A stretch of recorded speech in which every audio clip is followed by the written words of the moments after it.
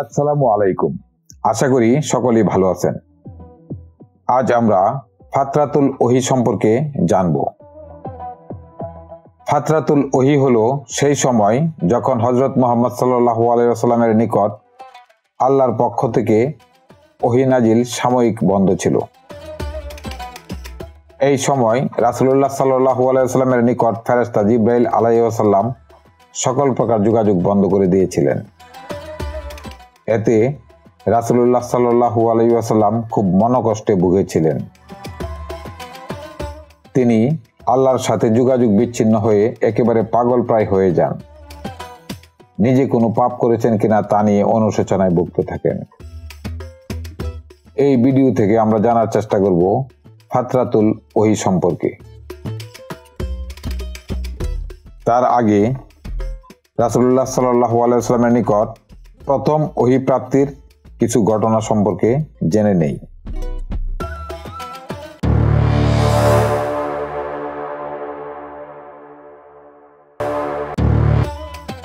যখন হযরত মুহাম্মদ সাল্লাল্লাহু আলাইহি ওয়াসাল্লাম 40 বছর বয়সের কাছাকাছি পৌঁছালেন, তখন তিনি প্রায়শই জনসমাগম থেকে দূরে সরে গিয়ে একাকিত্বে সময় কাটাতে শুরু করেন।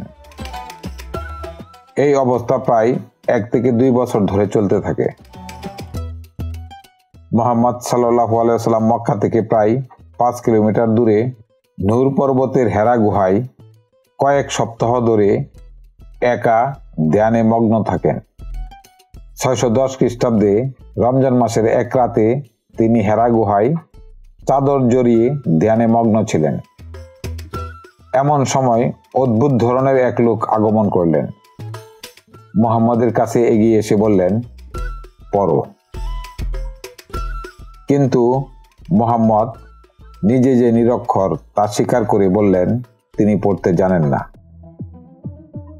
এরপরও অদ্ভুত ওই লোক মুহাম্মদের আরো কাছে এসে তার কথাটি পুনরাবৃত্তি করলেন, পড়ো। এবারও মুহাম্মদ সাল্লাল্লাহু আলাইহি ওয়াসাল্লাম বললেন যে তিনি পড়তে জানেন না। তারপর লোকটি মুহাম্মদ সাল্লাল্লাহু আলাইহি ওয়াসাল্লামকে জোরে ধরে খুব জোরে চাপ দিলেন। এতে নবীজি খুব ব্যথা অনুভব করলেন এবং ভয় পেয়ে গেলেন। অবশেষে লোকটি নিজেই আয়াতগুলো পড়ে শোনান এবং মুহাম্মদ সাল্লাল্লাহু আলাইহি ওয়াসাল্লাম সেগুলো মুখস্থ করতে সক্ষম হন। অদ্ভুত লোকটি যে আয়াতগুলো পড়ে শুনিয়েছিলেন তা হলো, বিসমিল্লাহির রহমানির রহিম ইকরা বিসমি রাব্বিকাল্লাযী খলাক খলাকাল ইনসানা মিন আলাক ইকরা ওয়া রাব্বুকাল আকরাম الذي علم بالقلم علم الإنسان ما لم يعلم كلا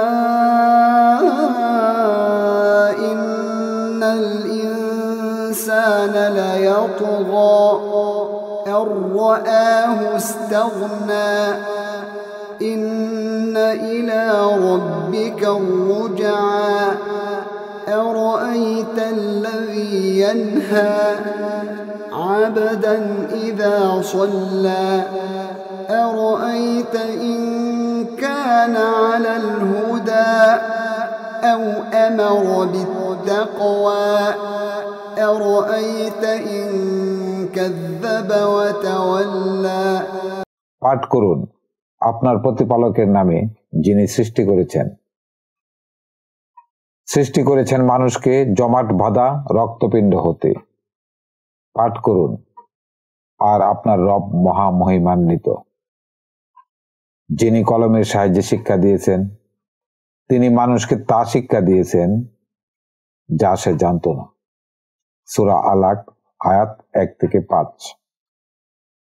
অতঃপর ভীত সন্ত্রস্ত মুহাম্মদকে উদ্দেশ্য করে লোকটি বললেন যে তিনি আল্লাহর রাসূল হিসাবে মনোনীত হয়েছেন। এরপর মুহাম্মদ ঘরে ফিরে যান। স্ত্রী খাদিজাকে ঘটনার বিবরণ শোনান। মুহাম্মদ সাল্লাল্লাহু আলাইহি ওয়াসাল্লাম এ সময় জ্বরে আক্রান্ত হয়ে যান। এবং ভয়ে তিনি কাঁপতেছিলেন। খাদিজা তাকে সান্ত্বনা দেওয়ার পর খ্রিস্টান পাদ্রী ওয়ারাকা ইবনে নৌফেলের কাছে নিয়ে যান। ওয়ারাকা ছিলেন খ্রিস্টান ধর্মের একজন মহাজ্ঞানী ব্যক্তি এবং খাদিজা রাদিয়াল্লাহু আনহার চাচাতো ভাই।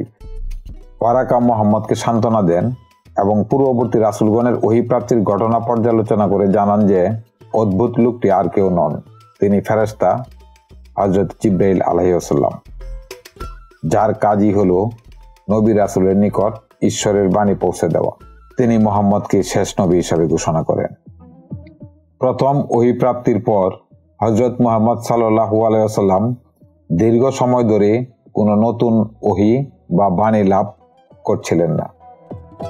এই সময়কালকেই ফাতরাতুল ওহী বা ওহী বন্ধ বলা হয়। এই সময়ে তিনি ধ্যান, প্রার্থনা এবং উপাসনায় মনোনিবেশ করেন। এই বিরতি তাকে উদ্বিগ্ন ও ভীত করে তোলে। এই অবস্থার কারণে তিনি ব্যাপকভাবে দুঃখিত ও হতাশা বোধ করেন। এমন অস্থিরতা তাকে পেয়ে বসেছিল, কোনো কাজেই তিনি মন বসাতে পারছিলেন না।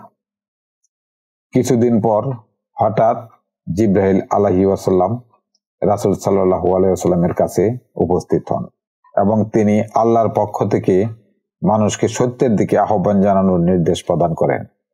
তখন যে আয়াত তার উপর নাজিল হয়েছিল তা হলো, উহে বস্ত্র আবৃত ব্যক্তি, উঠুন, সতর্ক করুন আর আপনার প্রতিপালকের শ্রেষ্ঠত্ব ঘোষণা করুন। সূরা মুদ্দাসির আয়াত 1-3। আপনার প্রতিপালক আপনাকে কখনো পরিত্যাগ করেননি আর তিনি অসন্তুষ্ট ও নন। আজ এ পর্যন্তই। আল্লাহ হাফেজ।